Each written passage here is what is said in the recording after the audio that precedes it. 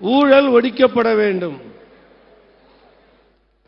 நிச்சயமாக கண்டிப்பாக நமது வேலை செய்கின்ற நிறுவனத்தில் ஊழல் இருந்தால் ஏற்போமா?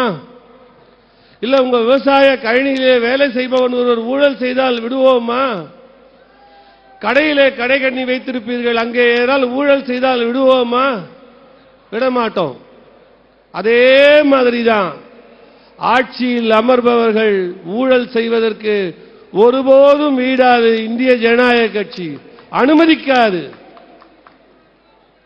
அவர் அதை செய்தும் காட்டினார். பெரம்பலூரிலே எம்பியாக இருந்தபோது 5 ஆண்டு காலம், அதில் கொரோனா காலம் வேற. அந்த நேரத்திலே நம்ம என்ன செஞ்சோம்? எனக்கு மத்திய அரசாங்கத்திலிருந்து என்ன நிதி வந்தது, அந்த நிதியை மக்களிடம் எப்படி கொண்டு சேர்த்தோம், அந்த நிதியை கொண்டு சேர்ப்பதிலே யார் யார் மூலியமாக நெருக்கடி ஏற்பட்டது, அந்த நெருக்கடியும் மீறி தான் ஒரு பைசா எடுக்காமல் மக்களுக்காக செய்தவர் ஐயா பாரிவேந்தர்.